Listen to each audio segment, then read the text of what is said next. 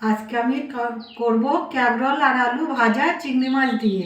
ক্যাবরোল আলু কেটে নিয়েছি, কেটে ধুয়ে নিয়েছি, আর চিংড়ি মাছ কেটে ধুয়ে নিয়েছি। চিংড়ি মাছটা আমি লবণ আর হলুদ মাখিয়ে নেব।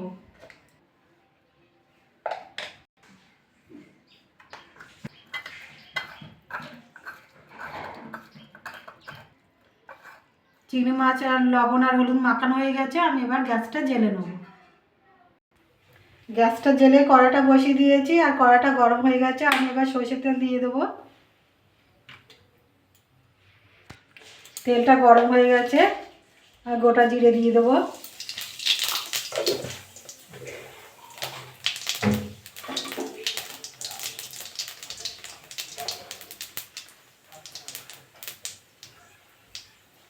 জিরেটা ভাজা হয়ে গেছে। আমি এবার পেঁয়াজ দিয়ে দেবো।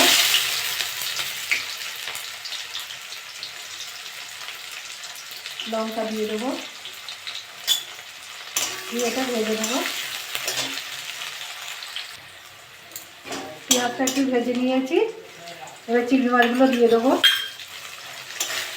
দিয়ে একটু ভেজে নেবো। চিংড়ি মাছটা একটু ভেজে নিয়েছি। আমি এবার ক্যাবরোল আর আলুগুলো দিয়ে দেবো।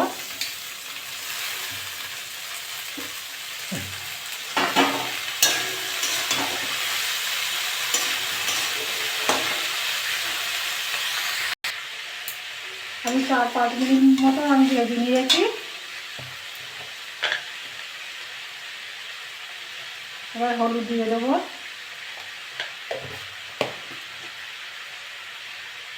স্বাদ মতো লবণ,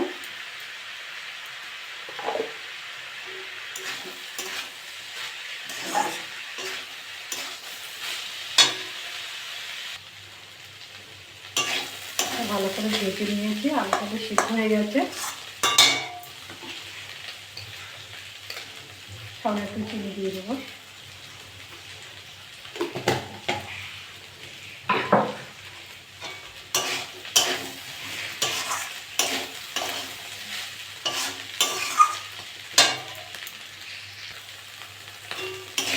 ভাজাটা আমার হয়ে গেছে। আমি এবার নামিয়ে নিই।